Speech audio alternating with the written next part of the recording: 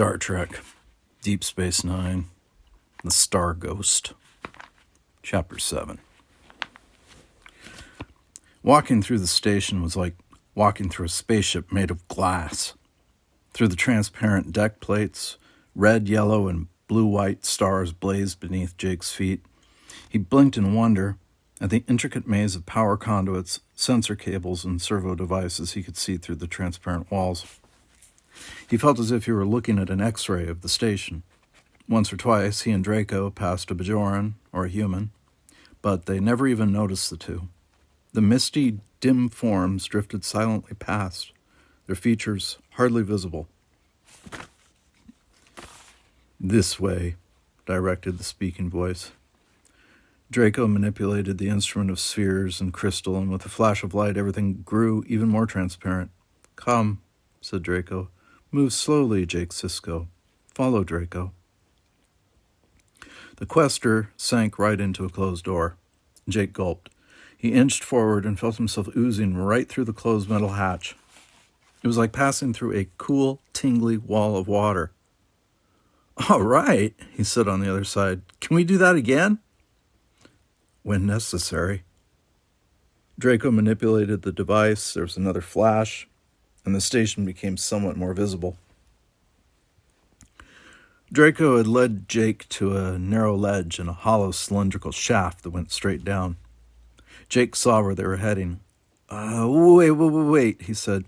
"This service tube leads to one of the damaged reactors. The radiation down there will kill us." "No," Draco assured him. Jake Sisko and Draco are perfectly transparent to such radiation. It took faith to trust the Drakelian, but Jake swallowed and nodded. Draco swung to one side and stepped onto a ladder built into the emergency maintenance slot of the lift tube, and Jake followed. A few red service lights illuminated the tube. Draco and Jake had to climb down the emergency ladder because the service lift had been demolished by the Cardassians. Since the tube led only to an unusable reactor, Jake guessed, O'Brien had seen no reason to repair it right away.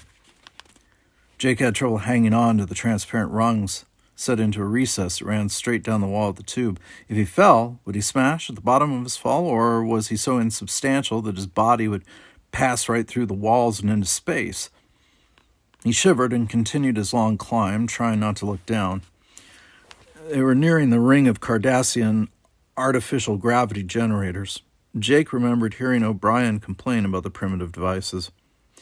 In the main body of the station, a Federation inertia damping system had replaced the old-fashioned gravity collars, but so few people came here that O'Brien must have left this one functioning.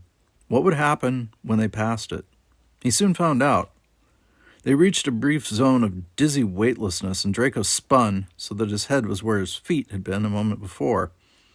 The Quester began to climb down from their former perspective. Jake followed him. Very soon he felt the tug of gravity, and then he seemed to be climbing up, even though he was still moving toward the bottom of the station. It was all very confusing. Jake knew that the huge space station was shaped something like a top with a long central shaft. 3 bulges interrupted the shaft from top to bottom and from largest to smallest. There were the ops and promenade decks, the storage and engineering decks, and finally the fusion reactors toward the very bottom. The habitat ring, where the station's personnel and visitors lived, was attached to the promenade by crossover bridges, and this extra circle was what gave Deep Space Nine its top-like appearance. The gravity collar lay below the inhabited areas, but above the reactors. That was what Draco and Jake had just passed. Now that they were on the far side, gravity had reversed and pulled them up toward the collar. The tube led from here right into the dangerous reactor section. 2 white-hot suns blazed ahead. Jake realized that he was seeing into the heart of the 2 active fusion reactors. He gasped. If he were here in his normal state, unprotected, the radiation would fry him in seconds. Still, he felt nothing, and still Draco climbed on. Jake imagined the awful feeling of radiation crisping his skin, burning away his hair, cooking him like a steak. It took a lot of determination for Jake to follow the Drakelian. At last, Draco came to a round platform and stood there waiting until Jake reached it too. For a moment, Jake stood, arms and legs aching from his long climb, chest heaving as he tried to get his breath. He was not only worn out from the climb, but also tired. It had to be past midnight. Then the quester pointed, extending a long, skinny, triple-jointed arm. Jake frowned. I can't see anything, Draco. Draco will adjust solidity. Close eyes, Jake Sisko. Again, there was that silent explosion of light, and this time when Jake opened his eyes, the station had almost vanished. Draco looked very real and solid now, but Deep Space Nine had become a thin ghost of itself. Against the darkness of space, the fusion reactors glared with a fascinating, terrible light, and around them, sketched in the wispiest form imaginable, were the reactors. There, said the speaking device. Jake squinted. The 4 dead reactors still had fuel in them, and though the fusion reactors had been damped, enough radiation leaked from the cores to make them sullen, angry red balls of light. Close to one of these red globes was a cluster of spheres. They were the size of bowling balls, and they had to be made of something very heavy. They were opaque, dark, round shapes against the angry red light of the reactor. Jake counted 5 spheres, barely touching each other, arranged in a ring. Yeah, I see now. What is it? He asked. Dense matter, Draco replied. The quester turned and looked at Jake, its thin, mobile face twitching in expressions that the human could not understand. Potentially unstable. Now that he was looking at the spheres, Jake could tell that they clustered around a pipe that led straight into the heart of one of the dead reactors, although the pipe itself was invisible. What are they made of? Nuclear fuel? He asked. Dense matter, Draco said again. The quester seemed to have some difficulty in framing the concept. As used by the Cardassians for mining, other purposes, can be made to release energy suddenly with violence. Jake understood. A No, not a bomb. A bomb, he shouted. You're telling me that there is a bomb in the reactor? Destructive device, Draco replied, left by the Cardassians. One of the ones who placed it there has returned, the one called Chalk. This dense matter has been inert. Now one of the Cardassians has caused reactions to begin. A time bomb, Jake said, feeling cold. The Cardassians have set a time bomb to blow up the station. He reached for Draco's arm and found that it had become solid. His fingers clenched on curiously smooth, cool fabric and on the skeletal arm inside. Draco, how long before the bomb explodes? Difficult to say with exactness. A matter of a few of your hours? Draco's computer is working now to predict exact time. Jake felt sick and dizzy. And what will happen if it goes off? He asked, already suspecting the answer. Destruction, Draco told him. The station will explode. Those aboard will cease to exist in this here and now. Everyone would die. I have to warn Dad, he shouted. Draco worked Jake Sisko's transformation to Draco's dimension to warn Jake Sisko. Jake Sisko must help think of way to warn others, said Draco. And put me back, Jake said. I'll tell Dad, and he'll do something. We've got to save the station. The Drakelian quester turned, its red eyes strangely sorrowful. Cannot do, Jake Sisko. What? Jake yelled. Cannot put you back in material universe. Only can move from that side to this, not back. Jake's heart thudded in his chest. He felt ill with fear. Draco was telling him that the coming explosion would doom the station and everyone aboard it, and that nothing he could do could possibly prevent the explosion from happening.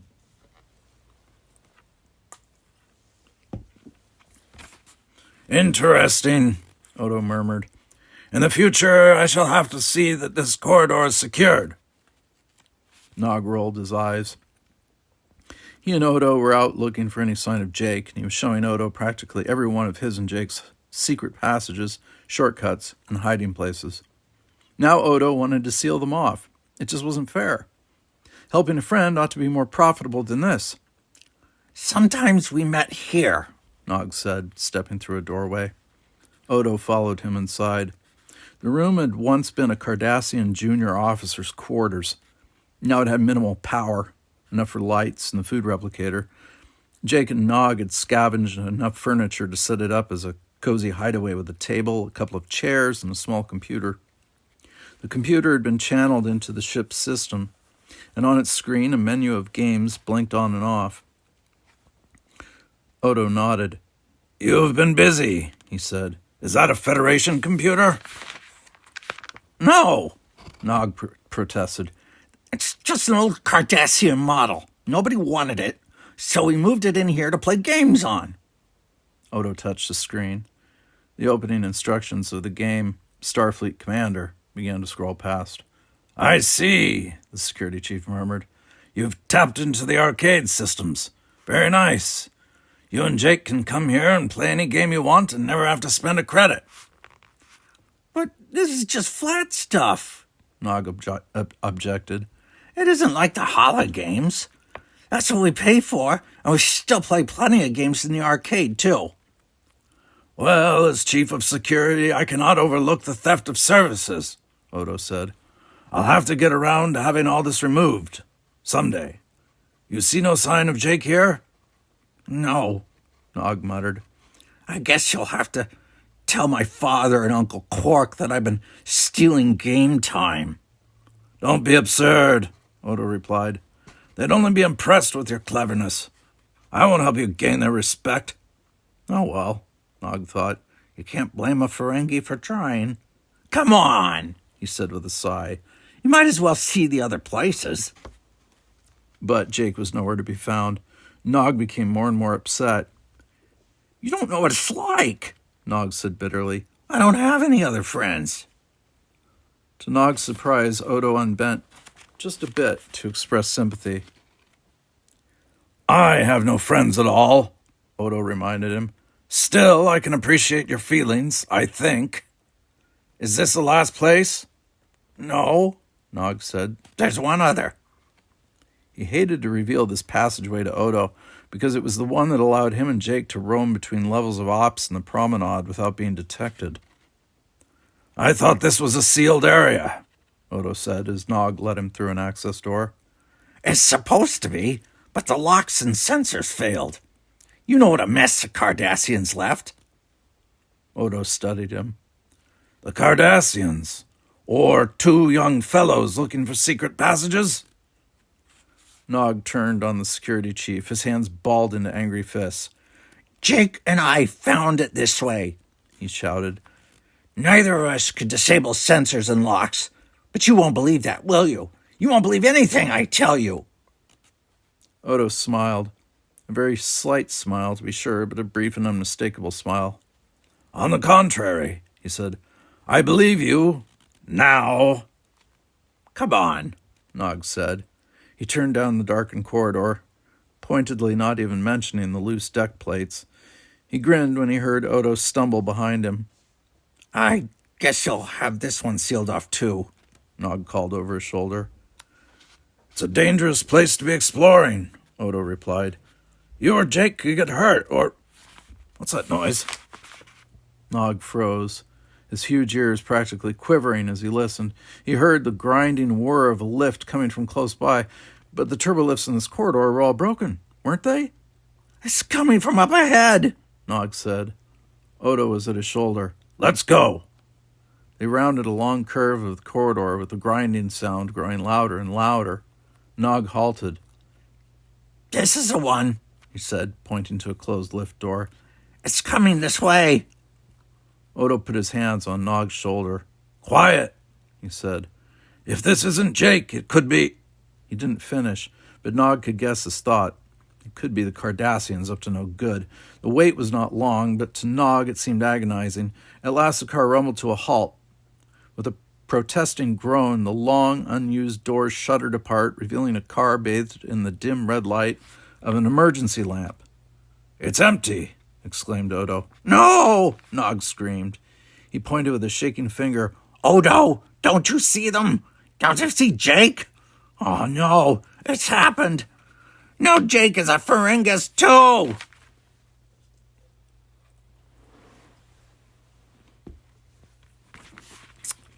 Chapter 8. When the lift doors opened, Jake was almost as surprised as Nog. For a stunned moment, he stood beside the quester, staring at the ghostly figures of his friend Nog and the tall, thin form of Odo. Then faintly, Jake heard Nog's startled cry and saw him pull away from Odo in terror. "Wait!" Jake shouted as loudly as he could. "Nog, I need your help!" Too late. The young Ferengi jerked free of Odo's hold and went stumbling and running down the passageway. Jake ran after him, yelling for Nog to stop. He did not know if Nog could hear him at all. He guessed that if he could make any sound that ordinary people could detect, it would be a tiny, faraway noise, like the high-pitched hum of a Denarian small fly. Nog looked back over his shoulder once or twice with an expression of sheer terror. Jake finally stopped chasing him, and his friend barreled out of sight around a corner. When Jake retraced his steps, he met Odo. The security chief passed him, but suddenly he stopped, turned, and tilted his head, and his lips moved. Jake strained to hear what the shapeshifter was saying. He could barely make out the precise words. "Is anyone there?" "Yes!" Jake yelled. "Me! Jake Sisko! Help, Odo!" Odo stood irresolutely for a moment. Then, with an angry jerk, he turned and walked away. The quester glided silently toward Jake. "No one can hear me," Jake complained. "True," Draco's speaking device agreed. "Their sounds are faint to us. Ours they cannot hear, except for the young." "That's right," Jake said thoughtfully. "Molly! Can we talk to her?" "The small one can hear. How much she understands, Draco does not know." "She doesn't have to understand," Jake said. All she has to do is hear what I say and repeat it to Keiko or to Chief O'Brien. Come on, I know where she lives." As they moved through the ghostly corridors of Deep Space Nine, Draco suddenly activated the speaking device. "Jake Sisko, a possible way of returning you to your universe of material existence has occurred to Draco." "What?" Jake asked. "It is complicated.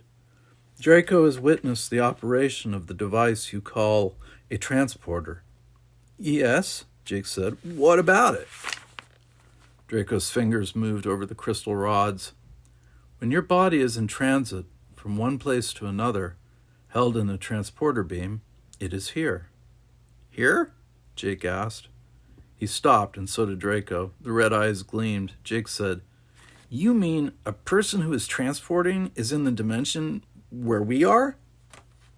"Yes, except the person is here for only an instant, and in that instant the person has no awareness.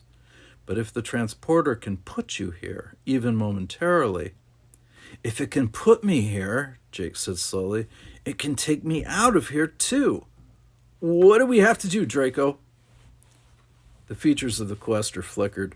Jake suddenly realized that it probably communicated that way among its own kind without using sound at all. No wonder it had found human speech puzzling.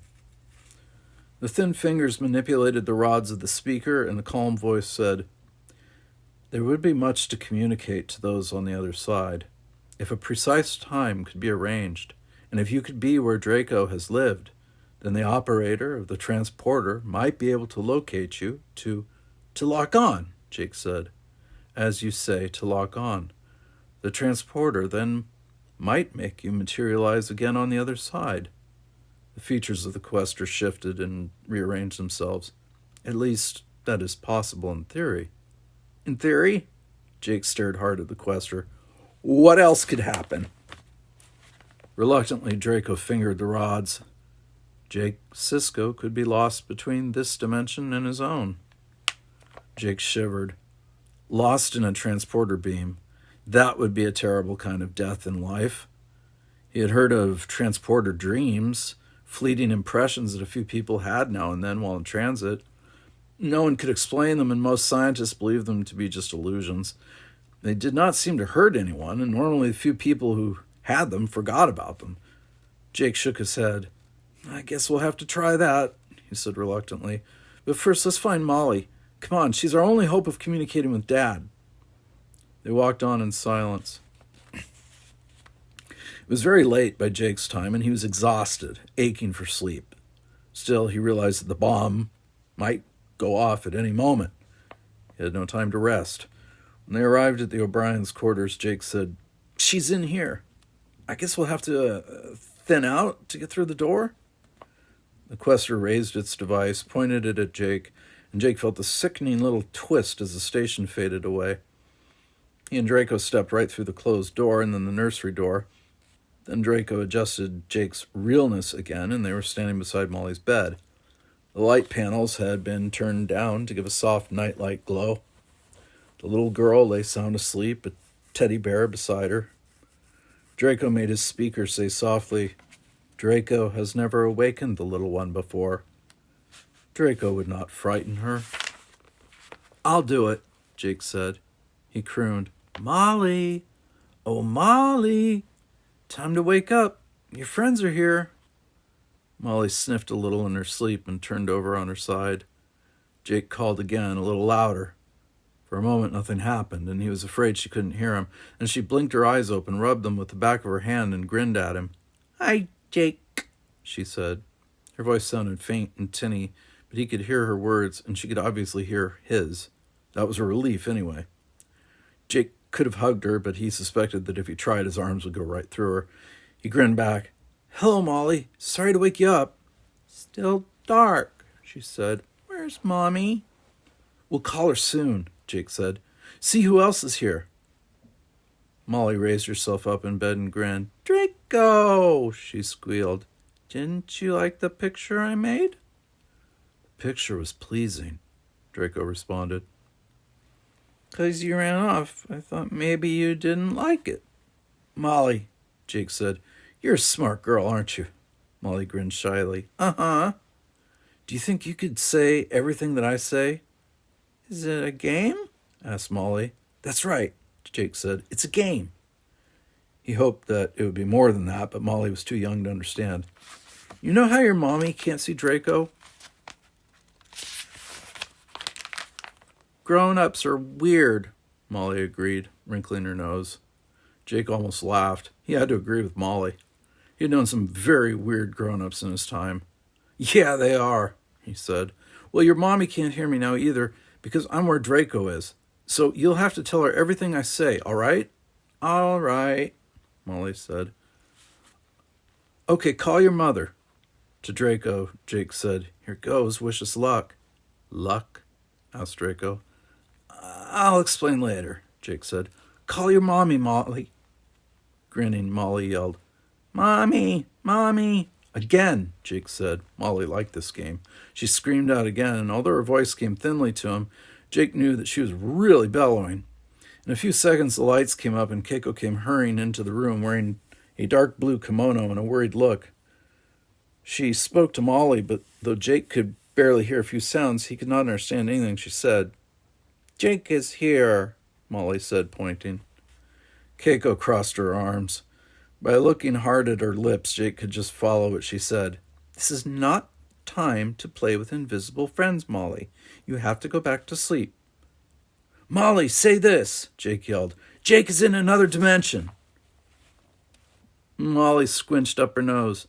"Jake is in another dimension," she said, and then she laughed. "What?" asked Keiko with a frown. Jake said, "Molly, say there's a bomb in the reactors." Molly tried to repeat what he said.